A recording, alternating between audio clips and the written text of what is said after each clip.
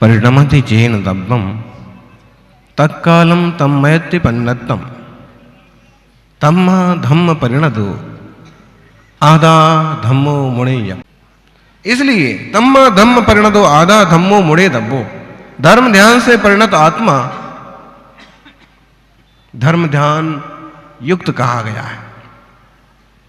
जिस समय आप भगवान की भक्ति में हैं, गुरुदेव की आराधना में हैं, जिनाभिषेक में हैं, मुनि संघ के विहार में हैं, उस समय आपके परिणाम बहुत अंशों में प्रशस्त होते हैं, शुभ होते हैं। चाहे धूल उड़े, चाहे फूल बरसें, आपको तो बस आगे आगे दौड़ना है। बेचारा पाद प्रक्षालन करने वाला सुबह से इंतजार कर रहा है अपना गिलास और कटोरी लेकर के, और जब गुरुदेव आए तो वो तो क्या पाद प्रक्षालन कर पाएगा। 10-5 इधर से उधर से कूद गए और उसका सब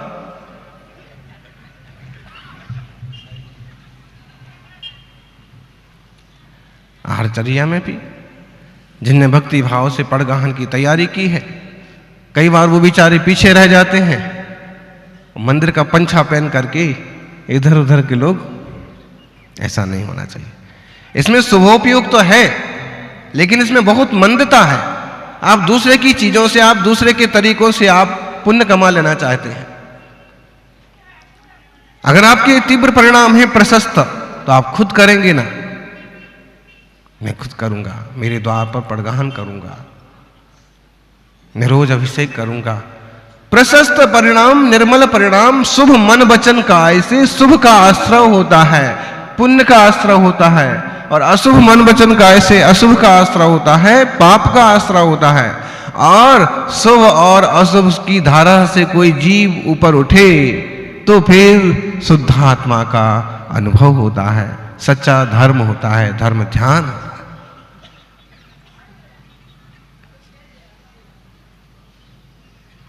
भोले संसारियों को तो अभी खबर ही नहीं है कि हमारे परिणामों की दशा क्या है, हमारे परिणामों का फल क्या होगा। बोलो, हम मुंबई गए हैं, क्योंकि हम भी गए थे, अंधेरी में पंच कल्याणक प्रतिष्ठा महोत्सव हुआ था, और ये करावली वाले भी बहुत सारे लोग उसमें उपस्थित थे, उन लोगों ने ही उसका आयोजन किया था। तो अब मुंबई आप गए हैं और कमाई कर रहे हैं, हर रोज कहिए, हर हफ्ते, हर महीने हिसाब तो लगाते ही हैं कितना फायदा हुआ है और कितना नुकसान। तो होना ही नहीं चाहिए, फायदा ही फायदा का ही सोचते हैं। लेकिन जिंदगी के उतार चढ़ाव में कभी फायदा भी होता है तो कभी नुकसान भी होता है। नुकसान अगर सामने आ गया तो भी घबराइए मत, कोशिश करिए। जैसे आप अपने व्यापार का हिसाब किताब लगाते हैं, वैसे ही ज्ञानी कम से कम एक सामायिक कर लो, कम से कम शाम की एक सामायिक करो। आप कहो क्या करें सामायिक में, कुछ मत करो, दिन भर में जो जो कुछ किया है उस पर विचार करो कि आज जो जो किया है उसमें कितना अच्छा हुआ है, कितना बुरा हुआ है, कब मेरे परिणाम किस ढंग के हुए हैं, और इन परिणामों का फल क्या होगा।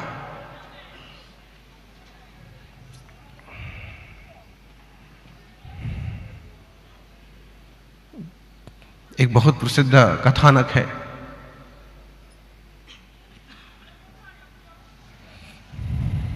प्रसन्न चंद्र मुनिराज का।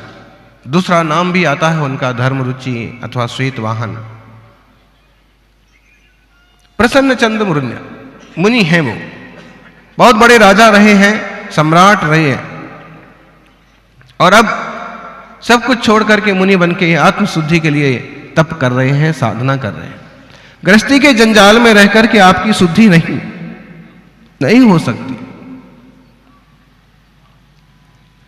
चित्त सम नहीं हो पाता है, खूब विकल्प आते हैं, खूब राग के, द्वेष के, मोह के संकल्प विकल्प चलते रहते हैं। बोलो, विकल्पों से मुक्त कौन है? आचार्य अमृत चंद्र तो कहते हैं, नय के पक्षपात के विकल्प को भी छोड़ो, नए और प्रमाण की तो हमें खबर ही नहीं है। हम तो संसार के इन विकल्पों में ही ऐसे उलझे हुए हैं।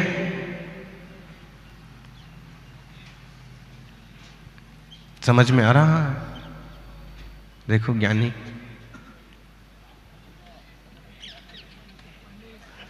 ऐसे समझते हैं, ऐसे भोले भोले लोग कि मैं एकदम बहुत पावरफुल दिख रहा हूं। 4G का मोबाइल मेरे ही पास है, सबसे बढ़िया कंपनी का मोबाइल है, और देखिए मैं कितना बिजी हूं कि धर्म सभा में भी मतलब मेरे को टाइम नहीं है, फिर भी मैं महाराज जी के पास बैठ करके उन पर एहसान कर रहा। तो इस टाइप का फिजूल प्रदर्शन होता है ना, अच्छा नहीं होता है, अच्छा नहीं होता है। समझिए परिणाम कहां से, यहां परिणाम कम से कम प्रशस्त हो जावे, बाहर कैसे परिणाम हो कौन, ये तो आप भी जानते हो। कुछ लोग आके कहते भी हैं कि गुरुदेव जब तक आपके पास रहते हैं, भैया वृत्ति में रहते हैं, पास खड़े रहते हैं, चलते रहते हैं, भाव काफी अच्छे रहते हैं, कम से कम पाप के भाव तो नहीं आते हैं। लेकिन यहां से गए कि कहीं और गए, तो यहां तो सोच रहे थे कि इस बार ये व्रत ले ही लेना है, इस बार तो ये संयम कर ही लेना है, रात्रि संबंधी अविरति भोजन छोड़ ही देना है। लेकिन बाहर निकले कि बस दोस्तों को खाते देखा कि सोचते अगले साल कर लेंगे। क्या प्रभाव पड़ता है। प्रसन्न चंद्र मुनिराज एक वृक्ष के नीचे ध्यान में बैठे हैं, और तभी राजा श्रृणिक की सवारी निकलती है।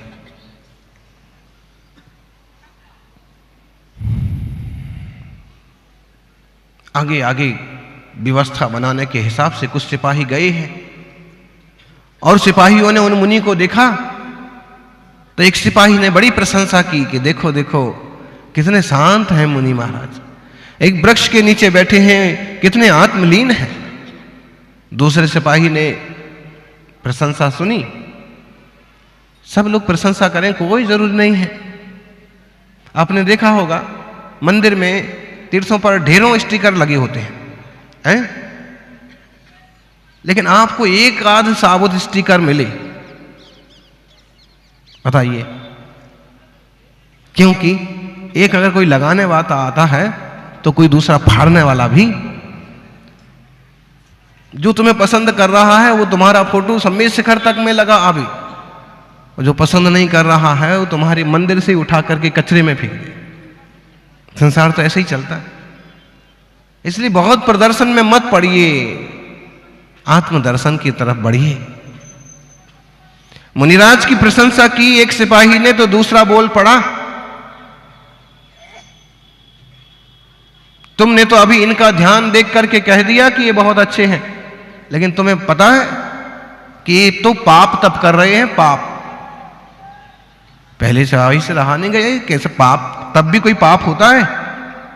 उसने कहा बिल्कुल, तब तो महान ही होता है, लेकिन ये जो है अपने छोटे से बच्चे को राज दे करके आए हैं, और आज ये हालत है कि उस लड़के के लिए कौन लूट ले, कौन हरा दे। आसपास के राजाओं की नजर लग गई है उस राज पर। ये तो आराम से ध्यान में बैठे हैं, तब कर रहे हैं, और उसके प्राण झंझट में पड़े हुए हैं। भाई समाज में बैठे हैं, ध्यान में बैठे हैं, तो कान तो खुले ही हुए हैं ना। कितनी भी एकाग्रता बन जावे, इतनी तो कोई एकाग्रता नहीं बन जाएगी कि कान आजू बाजू के आते हुए शब्द कान में ना जाए। कदाचित हो सकता है एक आध मिनट के लिए कि एकाग्रता भंग ना हो, ना मालूम पड़े, लेकिन मालूम पड़ ही जाता है।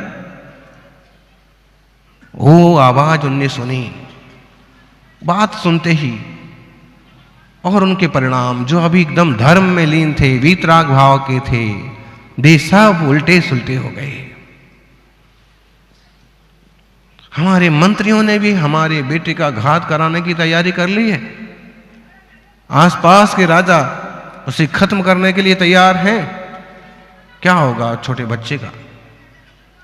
मैं युद्ध करूंगा, मैं मजा चखाऊंगा, ऐसा वैसा परिणाम उनका चलना चालू हो गया।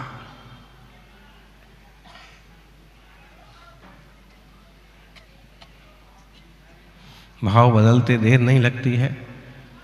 जब तक ये सैनिक बोल बाल के आगे गए तब तक राजा शरणिक की सवारी भी आ गई। राजा ने पहले दर्शन किए थे तो एकदम शांत मुद्रा थी, और आज दर्शन किए तो मुद्रा एकदम मैली हो गई। भीतर में जब क्रोध आता है तो चेहरे पर भी झलक आता है। कोई एकाध होगा मायाचारी करने वाला कि भीतर में कसाए हो और चेहरे पर ना आवे। एकाध कोई होगा कि चेहरे से मुस्कुराता भी रहे और पाप भी करता रहे। बाकी अगर मन में पाप आता है तो चेहरे पर झलक ही पड़ता है। बच्चा अगर झूठ बोल रहा है, अब उसकी आंखें देखिए, मालूम पड़ जाएगा कि झूठ बोल रहा है कि सच बोल रहा है। चोर ने चोरी की है और सफाई दे रहा है, उसकी आंखों से मालूम पड़ जाएगा कि सफाई झूठी दे रहा है कि सच्ची दे रहा है। राजा शरणिक ने देखा, क्या करें, जाकर के प्रभु महावीर स्वामी को वंदन किया और कहा, भगवान ऐसे प्रशांत मुनिराज और आज उनका ऐसा चेहरा आग का गोला। मुनिराज ने कहा, महावीर स्वामी ने कहा, हे राजा शरणिक, ऐसी ऐसी बात हो गई है, तू जाके उन्हें संबोधित कर। अगर उनके ऐसे ही परिणाम चलते रहे तो नरक के पात्र बनेंगे।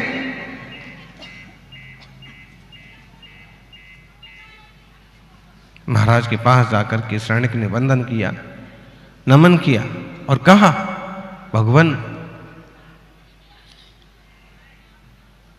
आपके पुत्र की तो विजय हो गई है, आप इन विकल्पों को छोड़ दीजिए। आपके भी तो एक माला पकड़ो तो माला पकड़ते ही क्या क्या नहीं आते हैं विकल्प।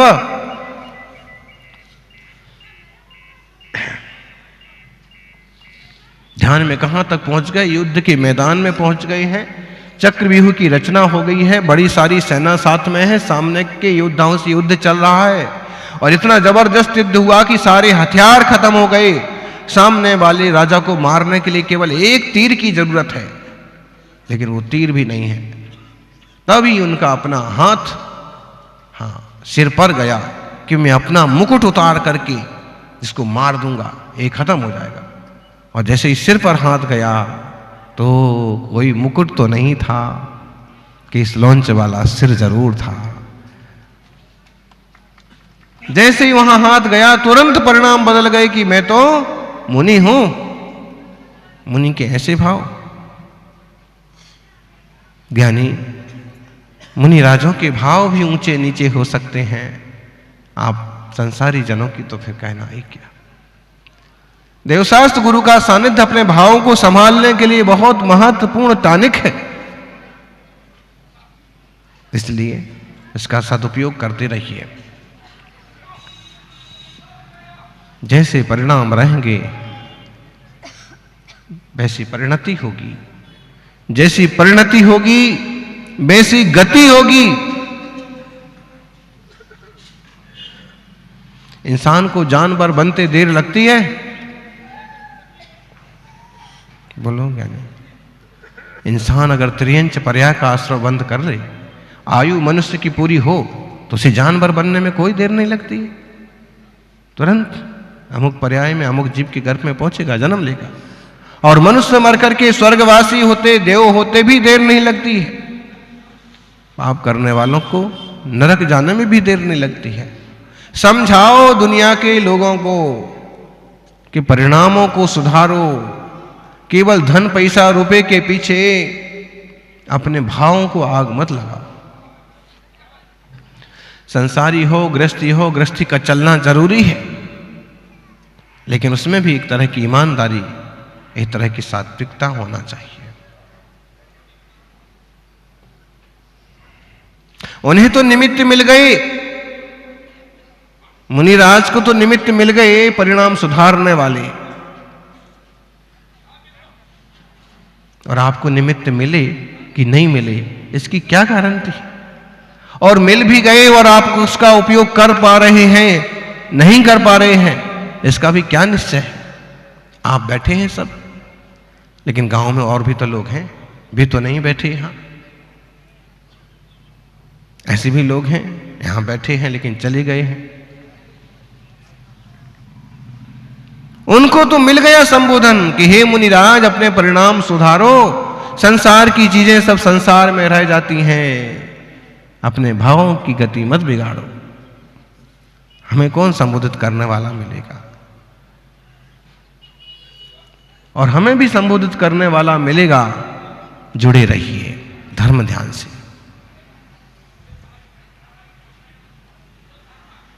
यानी धन और धर्म दो चीजें हैं। धन का आत्मा के साथ कोई अविनाभाव संबंध नहीं है।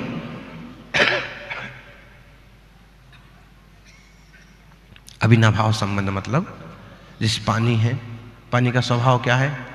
गर्म होना, बराबर? अरे बोले ज्ञानी, पानी का स्वभाव गर्म होना है?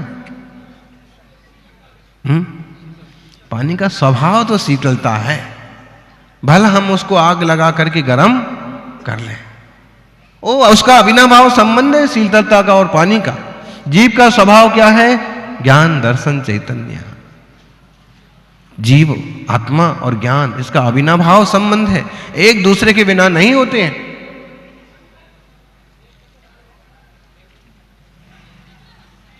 हमारा आत्मा के साथ ज्ञान आदि गुणों का अविनाभाव संबंध है। जड़ का स्पर्श, रस, गंध, वर्ण, रूप पुद्गल के साथ अविनाभाव संबंध है। हम चेतन हैं, पुद्गल जड़ है। धन क्या है? चेतन है कि जड़ है? बोलो ज्ञानी, आप कहोगे महाराज जी वही कमाने के लिए तो सब इधर उधर माथाफोड़ी करते रहते, लेकिन कोई कितना भी कमाता है वो उसका हो नहीं जाता है। हो जाता है? इसलिए विवेकवान जीव अगर कमाई धमाई करते भी हैं तो अभी धर्म को नहीं भूलते। हम ऐसे लोगों को जानते हैं कि मुंबई में रहते हैं तो अभी रोज अभिषेक करते हैं, पूजा पाठ करते हैं, मुनि संघ का सानिध्य मिले तो उनकी सेवा करते हैं। मुंबई के लोग बैठे हुए हैं। कुछ तो समय निकाल लीजिएगा। धन आत्मा से अविनाभाव रूप नहीं है, लेकिन धर्म हमारा स्वभाव वो अविनाभाव रूप है। इसलिए धर्म का, अपनी शांतता का, निष्कषायता का भी सम्मान करिएगा, जीवन में मंगलमय बनाइएगा। जय बोलिए 24 तीर्थंकर भगवान की।